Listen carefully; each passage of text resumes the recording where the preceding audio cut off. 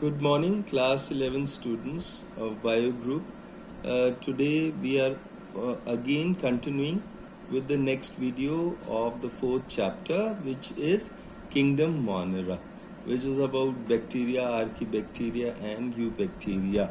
So, children, we were doing last time, if you remember, we had been doing and studying the differences between gram positive and gram negative bacteria. Then we also study about cytoplasmic membrane, the thin membrane inside the cell wall, details of the inclusions of cytoplasm like the organelles, mesosomes, nuclear material, nucleoids, ribosomes, photosynthetic bacterial lamellae, plasmids, other cytoplasmic inclusions. We studied about bacterial reproduction, mainly asexual last time, by binary fission and budding. Today we will continue with the other asexual type of reproduction in bacteria, which is known as endospore formation. And in endospore formation, we see that the same gram positive bacilli and example Clostridium. What is the example of gram positive bacilli, children? These are Clostridium. They form endospores, spores which are produced inside the cells. The endospores, they are thick-walled. What is the speciality of endospores? I have enumerated them 1, 2, 3 here. Endospores are thick-walled. They are long living and they are extremely resistant to the outside pressures, particularly to heat and short wave radiations. So they cannot be affected by these external stimuli. Then we see a second thing in endospore formation. Typically, one endospore is formed in a vegetative cell. If you look at this diagram, this shows an endospore that is formed in a vegetative cell. And the endospores are not normally formed during active phase of growth, but they develop when the vegetative growth reaches the stationary phase due to nutrient limitations. So endospores, we see here the nuclear material in the endospore, we see here the endospore wall, we see here the bacterial cell, here sporangium with the outside wall, we see the vacuoles inside here, we see granules inside the endospore, and we also see the cell with the endospore inside. These spores, because they are inside the bacterial cell, that's why they are known as endospores or the inside spores. And these endospores, they germinate under favorable conditions and they need sufficient nutrition to germinate. They need good temperature conditions, humidity, suitable temperatures, and all these conditions are essential for the germination of endospores. Then we see another asexual method of cyst formation. The genus Azotobacter. There is a genus of bacteria called Azotobacter, Azotobacter, which produces distinctive resting cells known as cysts. The cyst is formed by deposition of additional layers. So how cysts form? The cell, it exudes or it brings out additional layers around the cell wall, and around the existing cell wall these layers make several coverings. Thus the entire contents of the cell are involved in the formation of cyst, and the cyst is resistant to desiccation, that means dryness, but not to heat. It can die with heat.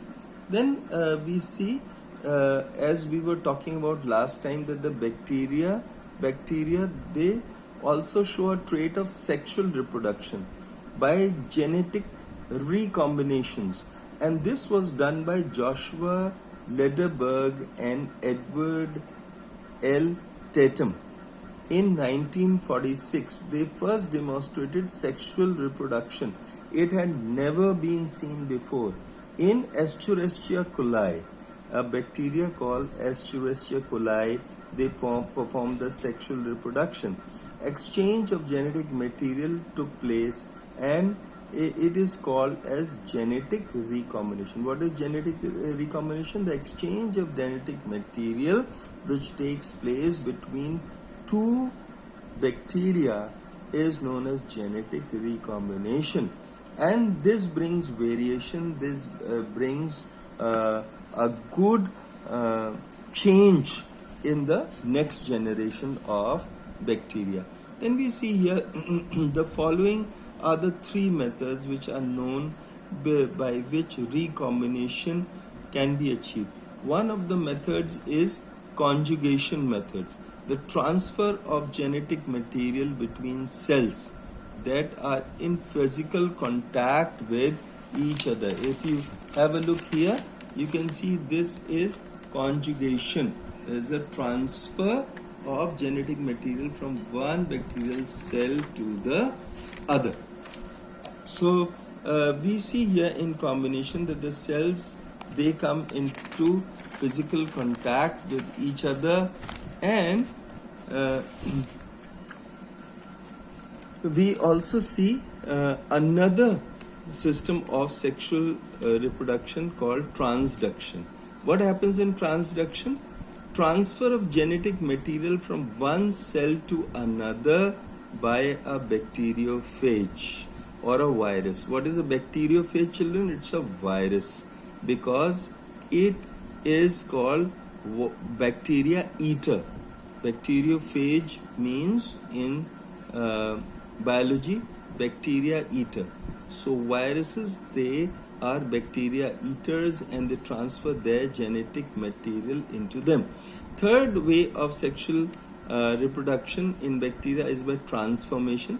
Transfer of cell free or naked DNA from one cell to another. The cell transfers free or naked DNA from one cell to another. So this is called transformation. Now let us take these three one by one. What is conjugation?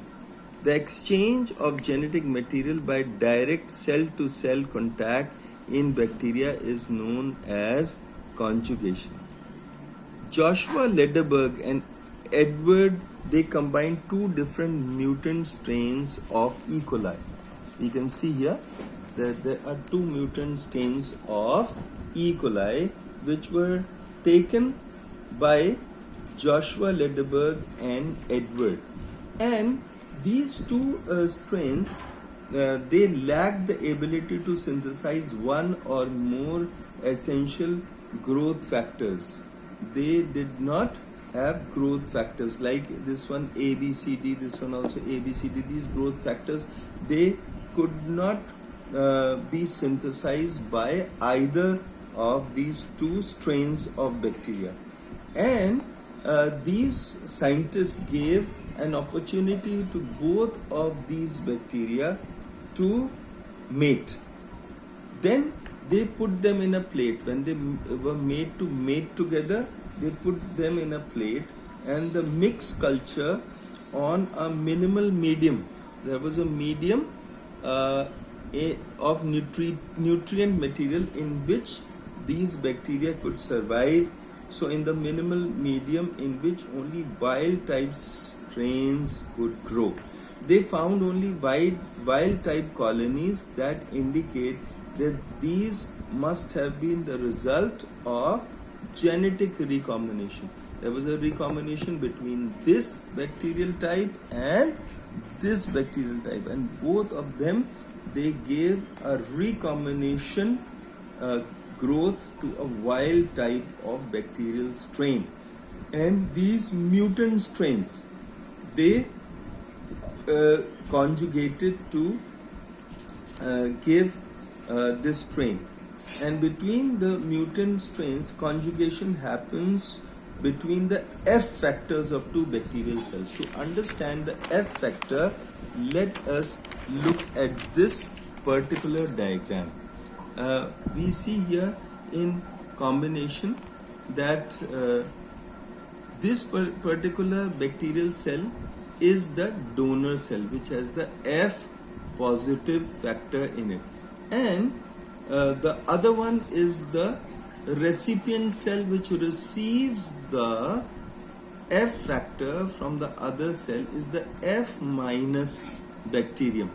What is this? The F minus bacterium, which is the recipient bacterial cell, and the donor bacterial cell is F positive. In this, we see that the F factor causes unwinding, and it becomes replicated, and during this replication, the F factor or the sex factor, it gets replicated and it moves through the sex pili. We had talked earlier about the bridge that is formed between two bacteria, which is the sex pili. This bridge is formed, and the single stranded F factor, F positive factor, it crosses across this sex pili, and this F plus factor is a copy of very high factor. The chromosome with F factor crosses to the recipient cell through the sex pili, and here the F factor with complementary strand of the F minus bacterium, it gets synthesized in the DNA of this particular bacterium, and so we see conjugation takes place. Then we see transduction. Now transduction is a process in which there is gene transfer from one bacterium to another by means of a temperate bacteriophage. What is a bacteriophage? We talked about few minutes back that it's a virus. So we see here the viral DNA has been incorporated. Now this phenomenon was discovered by Andy Zinder and J. Lederberg in 1952 in a certain bacteria called Salmonella typhimurium. They discovered this, and in this the bacterial chromosome is there, and the bacteriophage of the viral DNA has been sent inside, has been put inside by the virus. In transduction, a small piece of bacterial chromosome carrying specific character X is incorporated into an attacking phage particle, and when this phage particle, also known as the prophage particle, infects a new host or a bacterial cell, it injects the genetic material. It injects the genetic material with new pieces of the chromosome into it. You see, this is disintegrating the new pieces of the chromosome, and this is injected into the new bacterial cell or the host or the infected bacterial cell. It infects the genetic material of the bacterium with the new piece of chromosome into it. This chromosomal fragments undergoes base pairing. You know what are bases, children? Adenine, guanine, cytosine, uracil, all these bases you studied about in genetics in class 10. So this chromosomal fragment undergoes base pairing with the host chromosome, integrates, and it becomes a permanent part of the infected bacterial chromosome. So We will study two kinds of transductions in the next video, generalized and specialized transduction. So to understand it more, we will study it in the next video. So till then children, wish you all the best. Have a good day. Thank you.